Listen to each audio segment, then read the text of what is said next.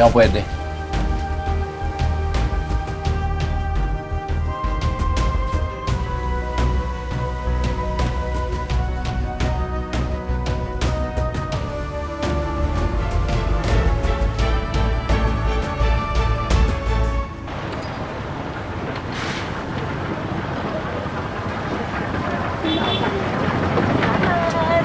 Salamat po, kuya. Na tayo!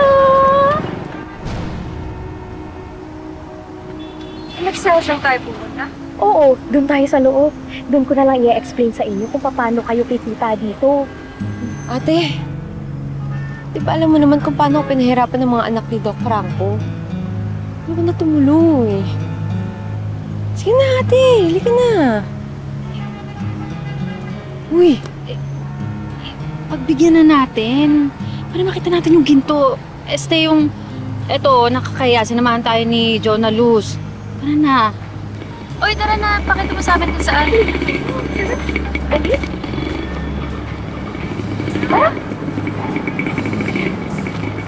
Sinasabi ko sa'yo. Ay, ito. Diba?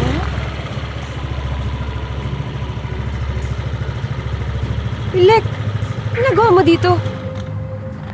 Dito yung binigay na address ni tatay eh. Dito daw kami magkita.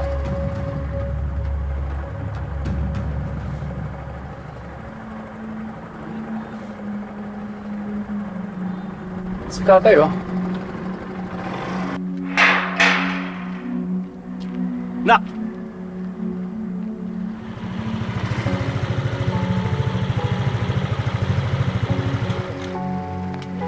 Uy! Rose! Mira! Luis. Basta!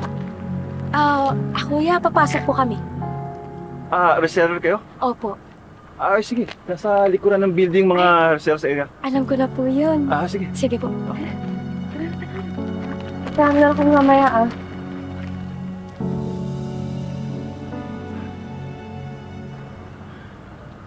Kumusta anak? Ano? Bagay ba sa akin?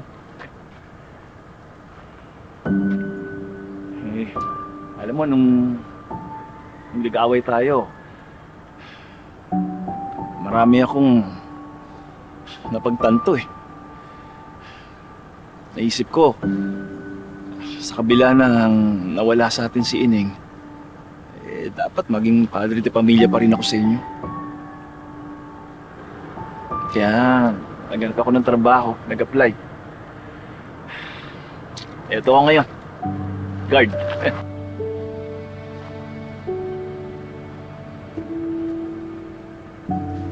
Ay, masaya naman ako na may trabaho kayo. Pero siguro baka pwedeng huwag na lang kayo dito mamasukan. Sa iba na lang. Bakit naman anak? Mahirap maghanap ng trabaho ngayon. Tsaka maayos naman ako dito eh. Stay in, tapos pag naging regular ako, maraming benepisyo. Tay, yung mga anak no may-ari niyan, mga masasamang tao. Ilang beses nilang sinaktan si Amira. Sandali anak, hindi kita maintindihan eh. Tay, hindi nyo na kailangan malaman. Basta mga demonyo yung mga yan.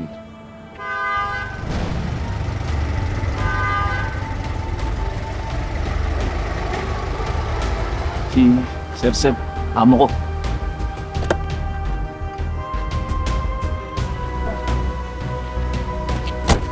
Sir Seb, gandang hapon no. Ay, anak ko nga pala, si Alex. Late ng mundo, no?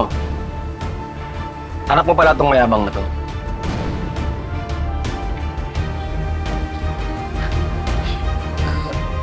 Sir Seb, kung ano man po yung nagawa ng anak ko, ako na po humingi ng pasensya. Sino lang yun?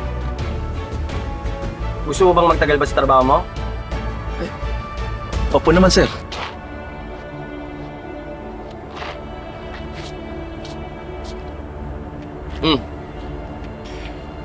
Linisin mo yung sapatos ko. Di mo narinig? Dali!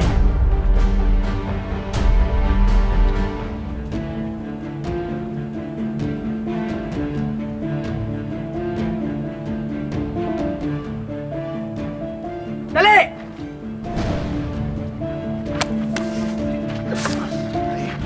mo dapat gawin yan, ha? Tama na! Hindi ka naman utusan talaga eh! Tama na, anak! Importante sa akin yung trabahong to. Kahit ano gagawin ko, manatili lang sa trabahong to. Tsaka para sa inyo to, nanay mo at kapatid mo. Tama na! Sir, pasensya na po. Ayaw mo na. Susunod na lang, pasalamat kami rehearsals ako.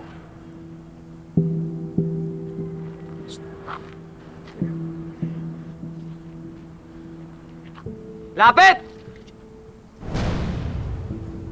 Ikaw gusto ko pag pupunta ako dito, sasalubungin mo ko agad. Kukunin mo yung gamit ko sa kotse at i-assist mo ako papasok. Opo, sir. Intindihan mo? Opo, sir. Kasi pag pumalya ka, wala ka ng trabaho. Sir, pasensya na po ah.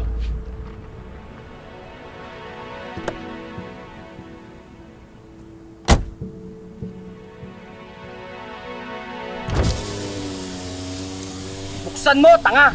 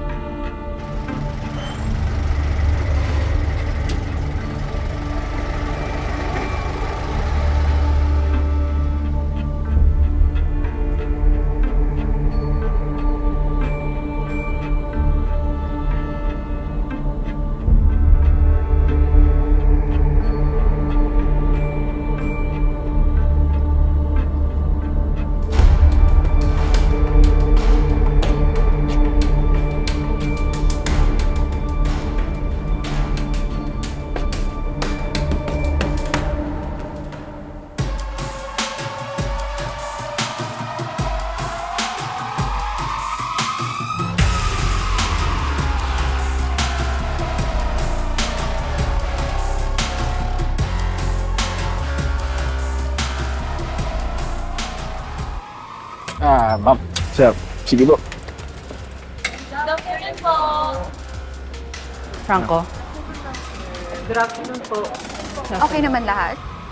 this event better make a difference. Ilang buwan ang bagsak ang sales ng all-in-one drops natin. Kayang-kaya yan. Sales stock lang yan. Sigurado, marami ring madadagdag na resellers at distributors sa atin. Paano kung hindi? Ha? Marami nang hindi masaya sa produkto natin. Madali lang naman siya, Koryon. Okay, sige. Ma'am, sir, rehearse lang po tayo para sa lights and sounds. AVP, Jason, okay na? Sige. Sa patuloy na paglaki ng Excelsior Corporation, nandyan pa rin si Doc Franco na mula sa pagiging poor boy from Tondo, naging walking encyclopedia of herbal medicine at kaagapay nating lahat sa kalusugang galing sa kalikasan. Ano yan? Mukhang meron silang pinaghahandang event. Panoorin natin. Health is wealth, sabi nga nila. And both health and wealth are meant to be shared dito sa Excelsior Corporation.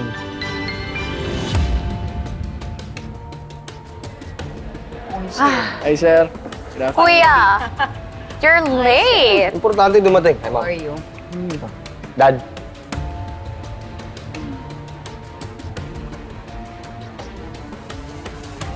Like, ano, makapag-usap kayo ng tatay mo? Umalis na tayo. Ha? Umalis na tayo. Hindi naman muna tayo. Ate, Oo. tara. Manood na muna tayo. Saglit lang.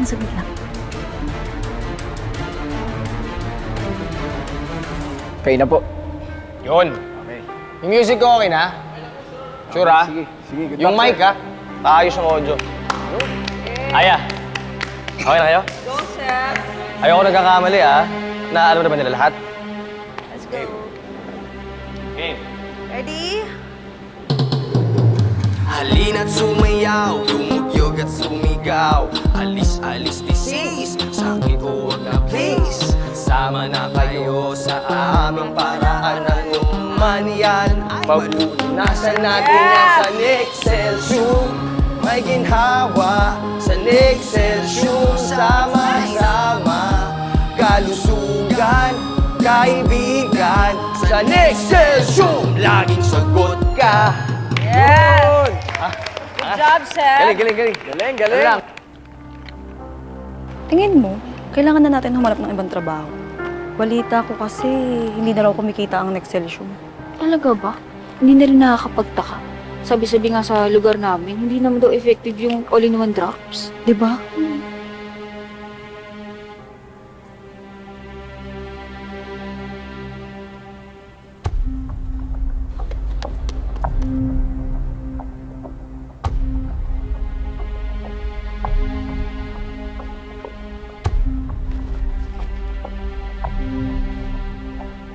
Isa ka rin ba siya naloko sa walang kwentang negosyo na yan?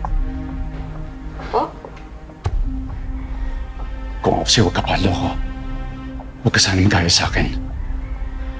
Nang dahil sa negosyo na yan, nasira ang buhay ko. Pero bago matapos ang araw na to, sisiguraduhin yung makikilala niyong tuloy ng galing mga pera na yan.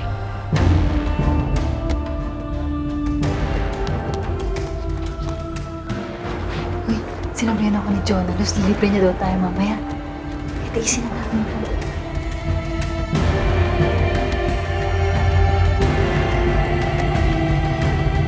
Good job! Kamusta ma? Ganda? I'm so proud of you. Ganda din, no? Sa gitna. Dad, ayos no? Yung ilaw lang eh. Na? Ayos ang alin. Yun na yun? Yun lang ba may aambag mo sa sitwasyon ng kumpanya natin?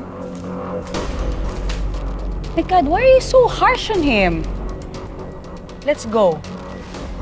Well, the lighting needs to be improved anyway, so let's talk to the tech people.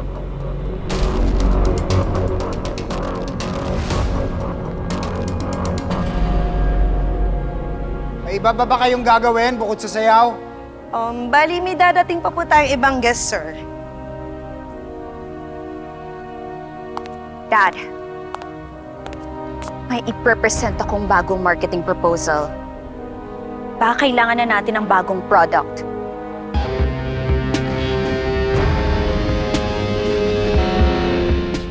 Saan? Saan ka pupunta? Uy! Franco! Manluloko ka. Mamamatay tao! Kailangan na dyan.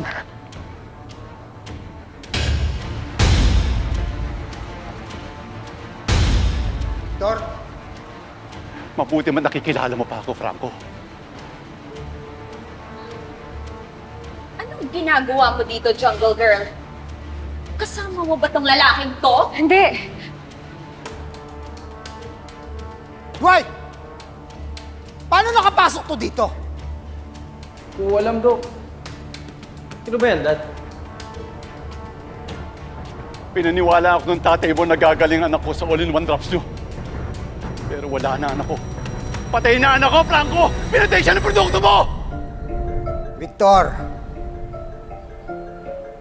alam ko na kung anong gusto mo. Check it out.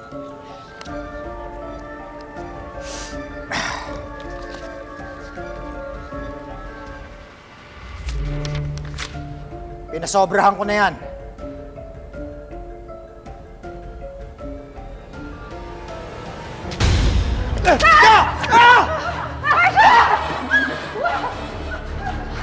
Bitawan mo siya! Wag, Camila! Walang katumbas na halagang buhay na anak ko, Franco! Ngayon, patitigim ko sa'yo kung paano mawalan isang anak! Yes!